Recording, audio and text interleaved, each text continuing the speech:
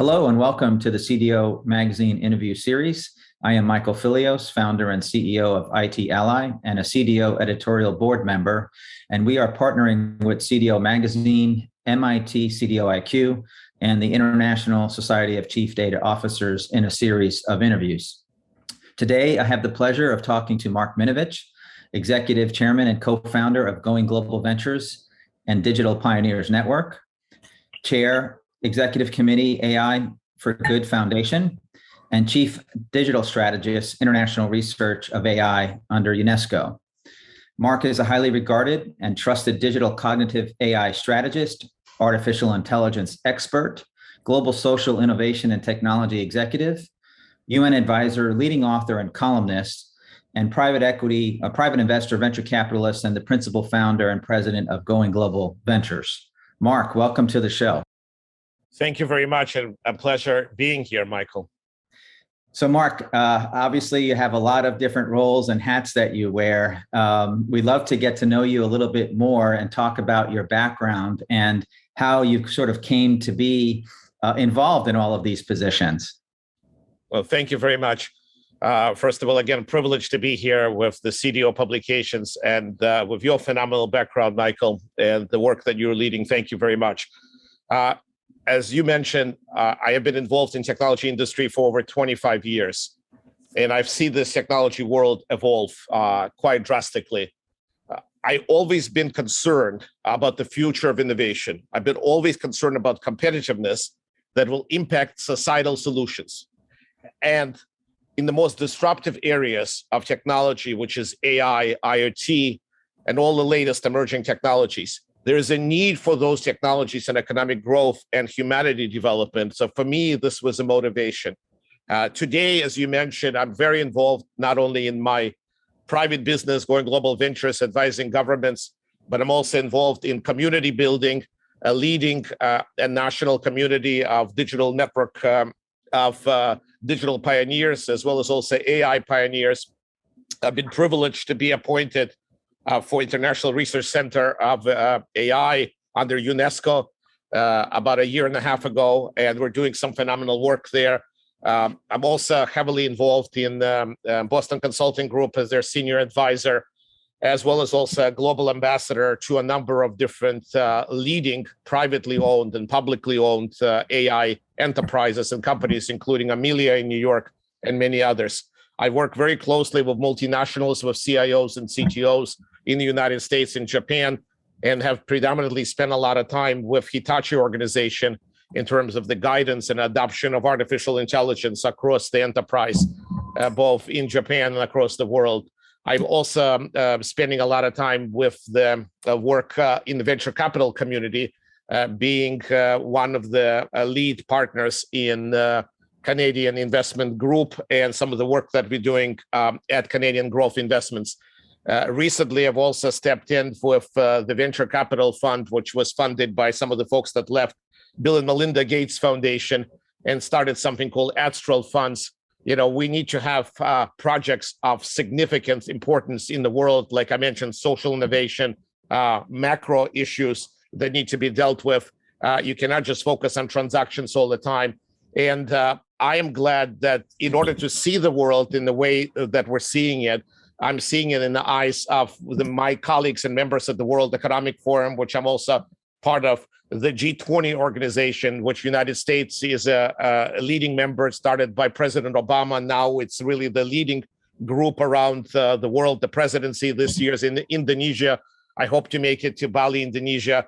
We have a B20 community, which is the business leaders from all different corporations and companies that are in a leading think tank. And what's really interesting, digitalization right now is a key substantive topic at the B20 and G20. Never before. Angela Merkel put this on the map in 2016 or 2015. It became really a big topic, a huge goal, milestones to be accomplished. And I'm very proud to participate in Germany, Argentina, Japan, Saudi Arabia, Italy, Indonesia presidency over the years. in the United States perspective, I've been very involved with the United States Council of Competitiveness in Washington, D.C., and some of the great work that we're doing to make America strong, to make America competitive in front of our rivals like China, especially the work that we're doing on national compute powers, on architectures, the work with the federal AI labs, the federal research labs across the country. And that gives me a great privilege to be supporting and doing a lot of this great work. Of course, also, Michael, I've been heavily involved over the years in media and journalism. I've been privileged to publish and continue to contribute as a columnist at Fast Company, at Forbes, VentureBeat, the World Economic Forum, Entrepreneur, Observer, TechCrunch, Information Week, CIO Magazine, Cognitive World, you name it, Newsweek. And to just today, I was reading the news, and my assistant pointed out that today I've been appointed as, at least announced, acknowledged that I'm one of the top AI leaders for 2021. And so it's so humbling. This experience is really, really humbling. The question that you posed, and I want to really focus on this, how do you manage all of this? How could you do all of this? First of all, never do a hard sale. Always focus on thought leadership. Show that you know the principles, the background, the context, the market, and the business. Show that you can explain and discuss your thoughts in a cohesive way, in a coherent way. Show that you're able to connect and relate to the prospective people, the clients and partners, and the ecosystem overall. And I might say that I'm also very proud that many people, my road has been difficult with, this journey that I undertook when my family left Ukraine years ago and seeing this crisis right now. But really, I couldn't done it without the motivation and to get the spotlight that I'm having right now around the world, when so many people, not only my family, my close friends, gave up part of their lives. They sacrificed their dreams, their hopes, so I could carry this legacy and their contributions today. They gave me strength, Michael. They gave me confidence. They gave me courage. And I never have to lead alone. I told my daughter, I never have to lead alone. I have thousands of people behind me who always carry the strength and the courage. And so when people look at Mark and they say, can you imagine this little boy that came from Ukraine today on the global stage, inspiring and giving advice to the world leaders, to the CEOs and boards of the largest companies and the United Nations? I can't imagine it myself. But someone that wants to even listen to me and carry some of my recommendations, it is very much impossible to imagine. But I think that never stopped them. And it's not going to stop me, because I think I'm surrounded by all of those great people that are encouraging me. And finally, I would like to also give some words of wisdom regarding how do you make it happen. You have to be in control of your life. You have to make sure that you are happy in your life. Sometimes you're happy on a full-time position, a permanent role. Sometimes you feel like you really need to be engaged in multiple activities around the world to make a difference. And you have to also feel that you have control of going anywhere, of doing anything that you can, as long as you create value. At the end of the day, creating value and living life to the fullest. And I figured out myself personally that art of living a fulfilling life is trying things outside of the comfort zone, taking risks, and enjoying whatever makes those moments special with people, with me and people around me. It's very well said, Mark, and thank you. And again, our thoughts and prayers to you and your family and friends back in the Ukraine at this difficult time. You know, I've always been impressed with your background and your global perspectives. And congrats on the acknowledgement on the AI thought leader. So maybe we can talk a little bit about that. You recently joined the AI for Good Foundation as chair of the executive committee. The mission of this foundation is to identify, prototype, and scale AI-based solutions that engender positive social change. Can you tell us more about the foundation's work and their focus on social innovation? I know this is extremely important to you and a passion. We'd love to learn more about it. Thank you very much, Michael, for this important question. I want the audience to first understand what social innovation really means, and then deep dive why I joined the organization, what the organization is doing. Social innovation, I believe, is one of the most important topics today. And AI plays a leading role in the work of social innovation. In fact, people say AI for good, AI doing good. Social impact is now a business imperative. We have seen it with reports coming out of NYU, Boston Consulting Group, McKinsey.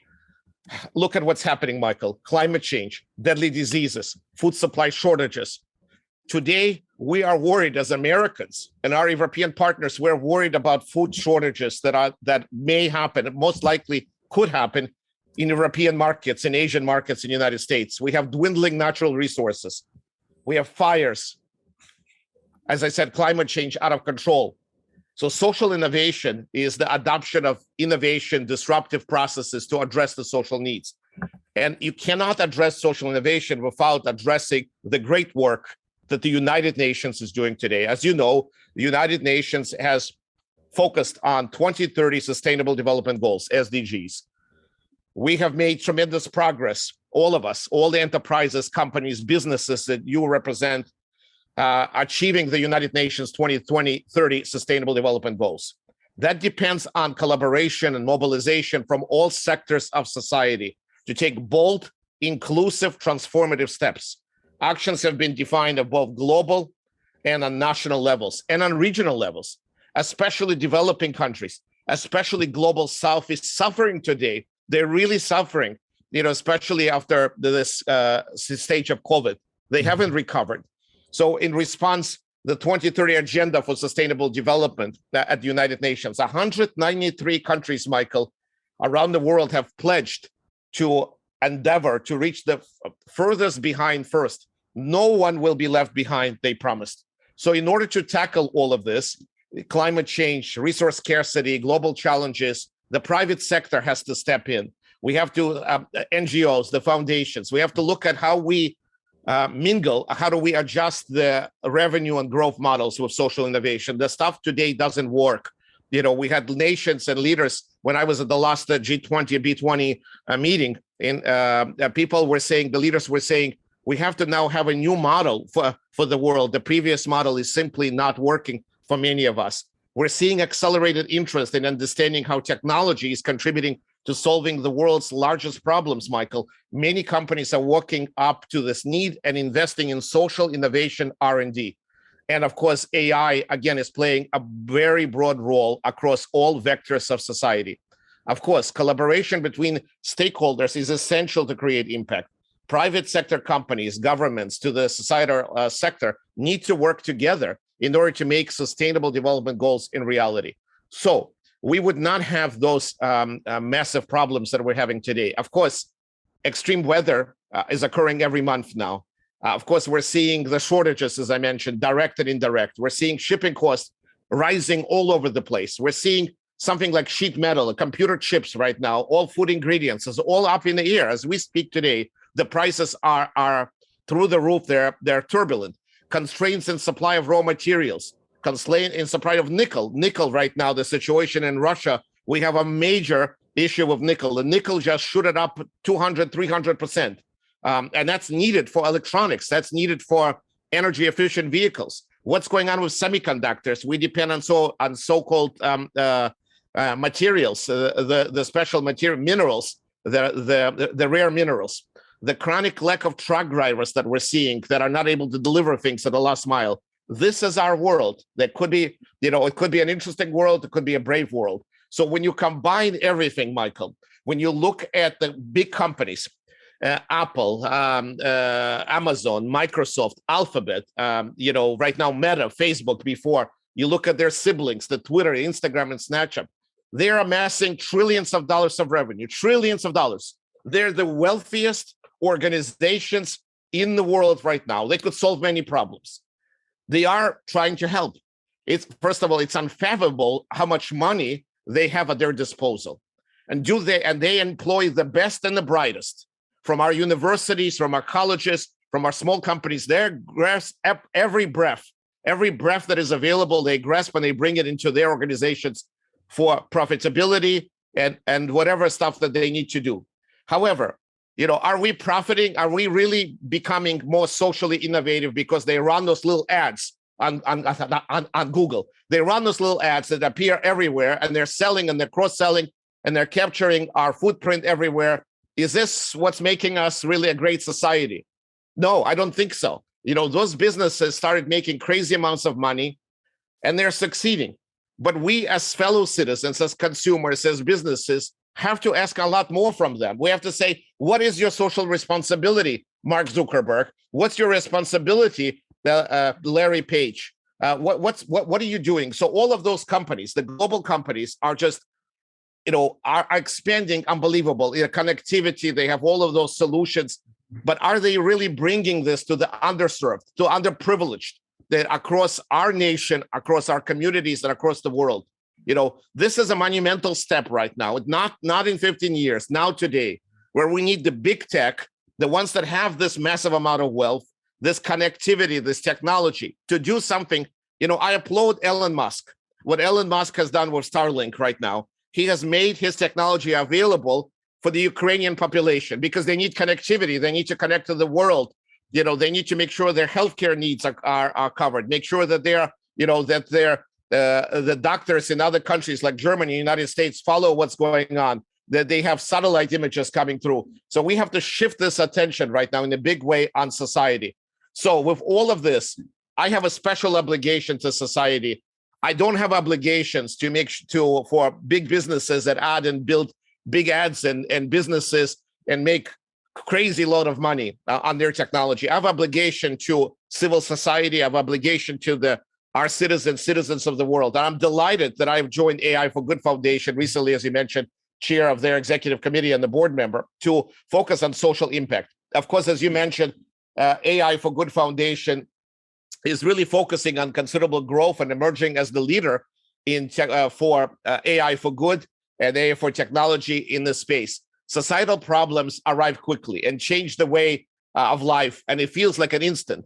But all those lessons learned during COVID-19, one of the most imperative ways to meet those challenges have to be nimble, have to be innovative and open-minded, and that's what the foundation does. Digital transformation and AI is affecting, as I mentioned, every business, every sector, everyone, every industry. Nothing is stopped in front of digital revolution and AI revolution. So, what we're seeing is those new technologies now, like AI, create communities.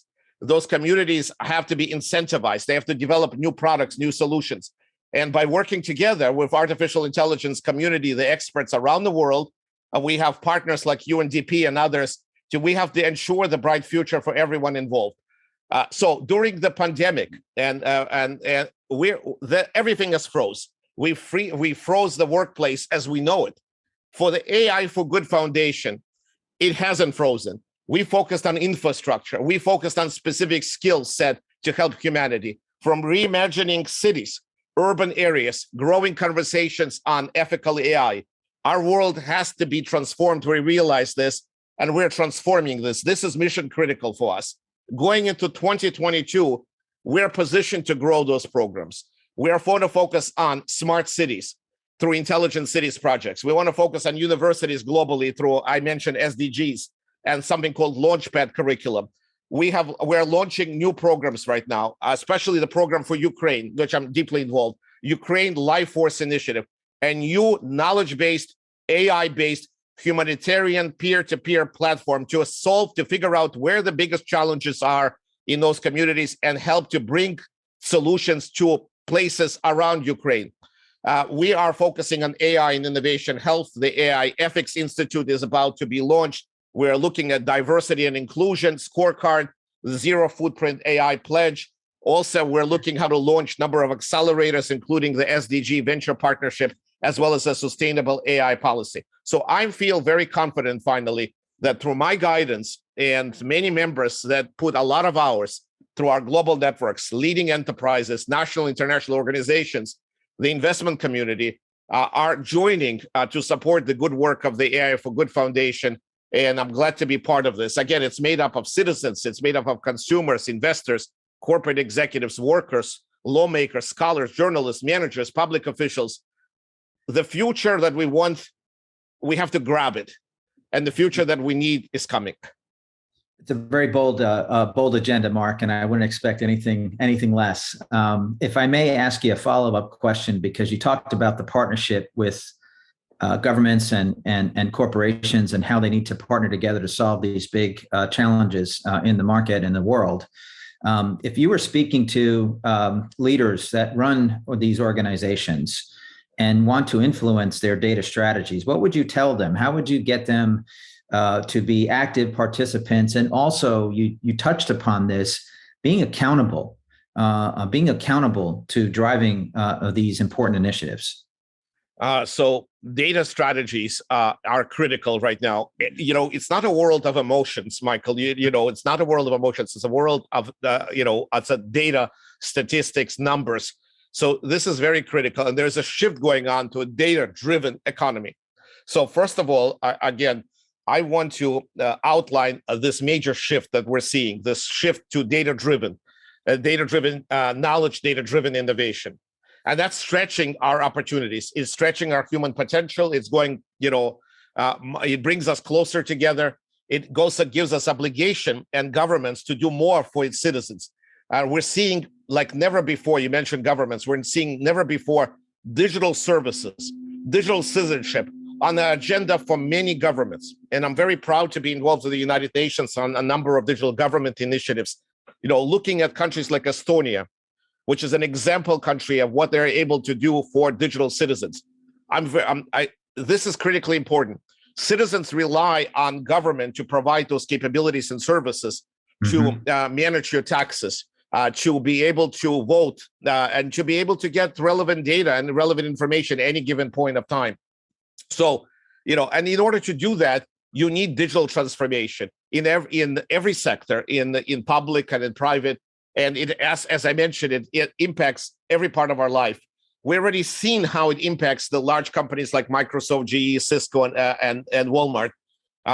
Those companies were the leaders before. Now you're seeing completely different world, Michael. You're seeing digitally driven companies, as I mentioned, Apple, the Microsofts, the Amazons, the Alphabets, the Metas. So the digital driven economy is very, very crucial. And I will tell you, I will quote Satya Nadella, who said why digital strategies are so critical for both public and private ventures. He said, quote unquote, that we have seen 2 years worth of digital transformation in 2 months. So what he's saying, that every day passing, AI adoption is increasing, it's accelerating. We waited and waited for years to be able to accomplish things, but now that gap is narrowing. Now we're getting much more digital technology and penetration to improve all the different services and capabilities, as well as people's lives. But as you mentioned, and data is a paramount, and it's paramount core to the policy and strategy for the government point of view and the private sector. Most prevailing and effective decisions in business and public sector are data-based. They cannot be politically driven.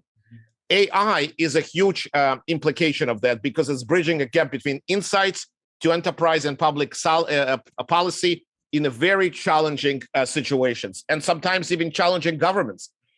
So we're seeing efficiency. We're seeing that data can help organizations understand the customer needs. It could help recruit the right talent. It could define a strategy for the 21st century to manage this ever-growing flow of data and move from raw information to insights that drives commercial results for small companies, small businesses, large companies is not easy. Corporations and SMBs must see data as not something just gathering and storing information. What good does it do? But it has to be the most valuable asset within the organization. It's something that has to be turned to kinetic, to drive action, results, create efficient products, solutions, and drive increasing revenue opportunity. Every company today cannot just have data alone. It has to integrate this into some sort of machine learning or AI into their processes, because the vast majority of companies, the data is very much, as you know, unstructured. It's very much unstructured. Leaving out data means if you leave out data and you don't have AI to analyze and come out with correlations and projections, you're missing out potential insights. You're missing out potential insights from email, social media, images, video, and others to create a seamless experience that the corporation needs to find their new operating models. Those SMBs, those companies have to be all about driving value for customers. The better they drive value using data, the better they become part of the digital transformation. Let me also mention one thing. The data truly ignites AI and analytics. It is, as you, I think you covered it sometimes also, oil of the 21st century. Oil of the 21st century data, by the way, oil is limited supply. Data is infinite supply, endless supply. There's no end to the power of insights and data. A company's ability to drill down and find exact information they want within their control and what they can create in the future they want to create is certainly available. And we have to use data to inform every decision. Not gut feelings, not hunches. They have no place in the modern world. It's about data streams. It's about unstructured data. It's about deep analytics. It's about AI. Those millions of pieces of data show the truth. You must listen to them, no matter how much you dislike the facts that we have seen in previous elections and other places. You have to respect data. And one of the things that the audience will appreciate, we have something that is on the horizon, which I covered recently in one of my publications. It's called Data Fabric. Data Fabric is a network of linked data resources, data sources connected to business objectives and KPIs, and may provide, and most likely will provide, critical insights throughout the organization. For example, the MapAR data management tool performs and binds real-time dead and batch operations through something called collective analysis. This is powerful for the business. Not only Data Fabric is flexible and scalable, but it's also adaptable, and it's focused on sophisticated applications, and we need it right now in our data, in the work of the data science. It's been great hearing from you and seeing you today. I really appreciate your time, and your insights are always extremely valuable.